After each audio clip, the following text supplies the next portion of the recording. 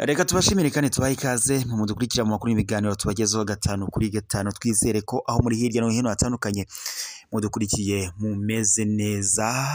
Baha ikaze mu makuru yacu rero tugiye guhera ku bari baravugwa hano mu karere k'ibiyaga bigari. Repubulika Iharanira Demokarasi ya Kongo ndetse n'u Rwanda bimaze igihe umwuka utameze neza ku mpande zombi, ndetse abaminisitiri b'ububanyi n'amahanga n'ubutwererane ku mpande zombi mu gihe gishize bari bahuye kugira ngo bashakishe igisubizo kuri iki kibazo cy'umutekano muke uri hano mu karere k'ibiyaga bigari.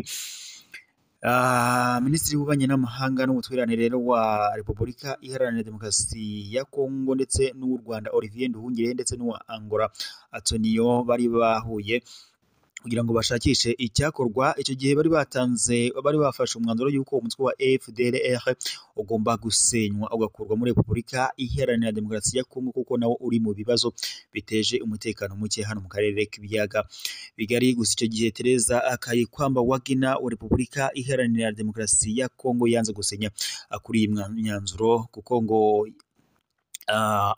Perezida Antoine Felix Tshisekedi Chilombo yamubujije gusinya kuri iyi myanzuro. Kuri ubu rero Minisitiri w'ububanyi n'amahanga w'u Rwanda Olivier Nduhungirehe ndetse n'uwa Repubulika Iharanira Demokarasi ya Kongo Teresa Kayikwamba Wagner bongeye guhurira muri Angola, ndetse bahura na mugenzi wabo Antonio kugira ngo bashakishe icyakorwa kugira ngo umutekano ugaruke mu karere k'ibiyaga bigari, ndetse hagati ya Repubulika Iharanira Demokarasi ya Kongo n'u Rwanda byongere kumvikana muko nk'ari ibihugu by'ibituranyi. Mu yandi makuru kandi, i Burundi leta irizeza abaturage ko ngo yaba igiye gukemura ikibazo cy'isukari cyangwa se cy'igiciro cy'isukari gikomeje kuzamuka. Mbaye ikaze rero mu makuru yacu ku buryo burambuye. Tugiye guhera ku yarimo aravugwa ku mutekano hagati y'u Rwanda ndetse na Repubulika Iharanira Demokarasi ya Kongo. Minisitiri w'ububanyi n'amahanga n'ubutwererane w'u Rwanda Olivier Nduhungirehe yongeye kwerekeza muri Angola, aho yagiye guhura na mugenzi we wa Angola Antonio ndetse n'uwa Repubulika Iharanira Demokarasi ya Kongo Teresa Kayikwamba Wagner kugira ngo bashakishe igisubizo cy'ikibazo cy'umutekano muke ugaragara hagati y'impande zombi. Mu gihe gishize Repubulika Iharanira Demokarasi ya Kongo n'u Rwanda ndetse na Angola bari bahuye kugira ngo bashakishe igisubizo cy'iki kibazo cy'umutekano muke, aho rero Repubulika Iharanira Demokarasi ya Kongo ishinja u Rwanda ko kuba rwabarukorana n'umutwe witwaje intwaro wa M23, mu gihe kandi u Rwanda rwakomeje guhakana ibi rwivuye inyuma, narwo rugashinja Repubulika Iharanira Demokarasi ya Kongo gukorana n'umutwe witwaje intwaro wa FDLR, ndetse uyu mutwe wa FDLR unashaka guhungabanya umutekano wa leta y'u Rwanda. Minisitiri rero w'ububanyi n'amahanga w'u Rwanda Olivier Nduhungirehe ndetse n'uwa Angola Antonio ndetse n'uwa Repubulika Iharanira Demokarasi ya Kongo Teresa Kayikwamba Wagner bari bahuye, ndetse bafata umwanzuro ko umutwe wa FDLR ugomba gusenywa ukavanwa muri Repubulika Iharanira Demokarasi ya Kongo. Gusa ubu hari ubutumwa bwaje kohererezwa Minisitiri w'ububanyi n'amahanga wa Kongo Teresa Kayikwamba Wagner buvuye kuri Perezida Antoine Felix Tshisekedi ngo butamwe bumubwira ko atagomba gusinya kuri iyo myanzuro yo gusenya umutwe wa FDLR. Byaje gutuma rero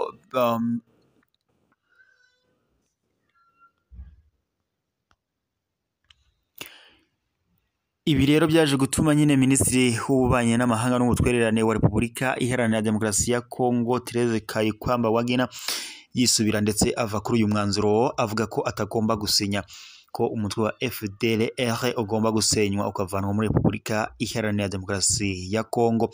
Kuri ubu rero noneho bongeye guhurira muri Angola, ariwe Teresa Kayikwamba ndetse na Olivier Nduhungirehe w'u Rwanda ndetse na Antonio wa Angola, kugira ngo Repubulika Iharanira Demokarasi ya Kongo n'u Rwanda bishakishe igisubizo ku kibazo cy'umutekano muke ukomeje kuvugwa hagati y'izi mpande zombi.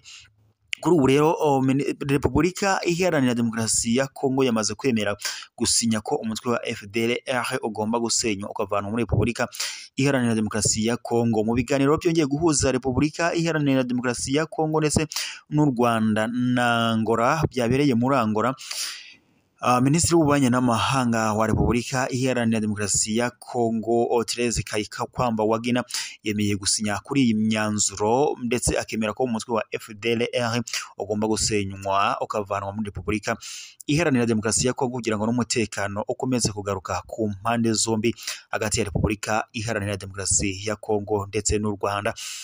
Nubwo rero ibi rero bibaye nyuma y'uko Perezida Antoine Félix Tshisekedi Tshilombo uyobora Repubulika Iharanira Demokarasi ya Kongo ahuye na mugenzi we w'u Rwanda Paul Kagame aho bahuriye mu Bufaransa mu nama y'ibihugu bivuga ururimi rw'igifaransa. Perezida Emmanuel Macron w'Ubufaransa akiga kuri iki kibazo ndetse ibi byaje no gutuma Perezida wa Repubulika Iharanira Demokarasi ya Kongo yivumbura maze ataha inama itarangiye, kuko ngo Perezida Emmanuel Macron ngatarimo ashyigikira ko umutwe wa M23 ngo wasenywa cyangwa se atabyumvaga ko umutwe wa M23 ushyigikiwe n'u Rwanda, kuko Perezida wa Kongo nyine we yashakaga ko Perezida Emmanuel Macron yakemera ko umutwe wa M23 ko ari uw'u Rwanda, kandi ni ibintu leta y'u Rwanda yakomeje guhakana yivuye inyuma. Byaje gutuma rero Perezida wa Repubulika Iharanira Demokarasi ya Kongo Antoine Félix Tshilombo ataha inama itarangiye. Kuri ubu rero Minisitiri w'ububanyi n'amahanga w'u Rwanda Olivier Nduhungirehe ndetse n'uwa Repubulika Iharanira Demokarasi ya Kongo Therese Kayikwamba Wagner bahuriye muri Angola, ndetse kuri ubu Kongo yemeye gusinya ko umutwe wa FDLR ugomba gusenywa ukavanwa ku butaka bwa Repubulika Iharanira Demokarasi ya Kongo maze n'umutekano ku mpande zombi ukongera ukazahuka.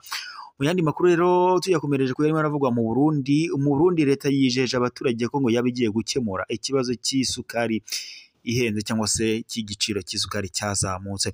Umuvugizi wa guverinoma y'u Burundi Rosine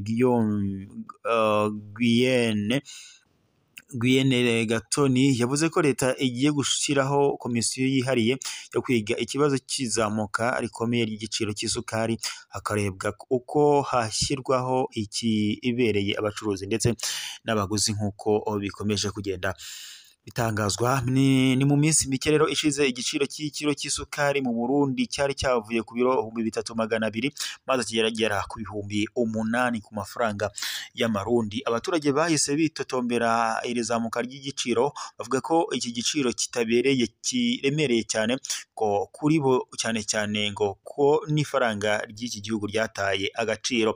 Mu Burundi hari uruganda rukora isukari rwitwa Sosumo. Uruganda rero ruherutse gutanga ko ikiro cy'isukari kizajya kigura amafaranga y'amarundi 8,000. Aya aza ari amafaranga menshi ku barundi benshi batandukanye. Ibi rero byateje ikibazo ku buryo na Perezida w'u Burundi Evariste Ndayishimiye nawe ngo aherutse kukigarukaho. Yavuze ko yavugiye ahitwa Cankuzo ko muri Cankuzo ko iki giciro ngo gikwiye kugabanuka kugira ngo umwene gihugu ngo adakomeza kuremererwa n'igiciro cy'isukari kandi ifitiye benshi akamaro. Mu kiganiro aherutse guha itangazamakuru, umuvugizi wa guverinoma y'u Burundi Rosine Guyenne Gatoni yatangaje ko ibyo umukuru w'igihugu aherutse kuvuga biri gushyirwa mu bikorwa. Gatoni avuga ko guverinoma iri gukorana n'abandi bireba ngo bashyireho komisiyo yo kwigira hamwe uko igiciro cy'isukari cyashyirwaho ngo abayikora ndetse bakunguka, ariko ngo n'abayigura ntibahendwe. Abo avuga ko rero ngo kigomba kubera mbere na mbere ngo ni abayikora, kuko ngo baba bashoye menshi muri iyi nkuru rero ngo bakaba bavuga ari uruganda rwa Sosumo. Abandi ni abaguzi ngo bagomba gushyirirwaho igiciro kigendanye n'ubushobozi bwabo bwo guhaha ku kiro. Umuvugizi wa Minisiteri y'Ubucuruzi witwa Onesime Niyukuri nawe yavuze ko Minisiteri avugira igeze kure ishyiraho iyo komisiyo. Yemeza kandi ko abahanga bari gushyiraho iriya komisiyo bari gukora cyane ngo ibe yuzuye kandi ngo yashyizeho igiciro kiboneye mu gihe gito gishoboka. Icyakora gato n'iy'ukuri bavuga ko ngo mu buryo bushyize mu gaciro ari ngombwa ko igiciro kigwaho neza kugira ngo kitazahita gisubiraho nyuma y'igihe gito gishyizweho. Uruganda rukorera isukari mu Burundi rushobora gukora toni hagati ya 12 na 15 ku mwaka. Reka rero dusoreze amakuru yacu hano gusa kuri mwe mwari mudukurikiye aho mwaba muri hirya no hino hatandukanye. Reka mbibutse gukanda subscribe cyangwa sabone bitewe n'uri mukoresha, maze mujye mu babambere kubona amakuru n'ibiganiro tubagezeho 5 kuri 5. Reka rero tubashimire mwe mwari mudukurikiye, amakuru yacu nakagaruka, ntimukomeze mugire ibihe byiza.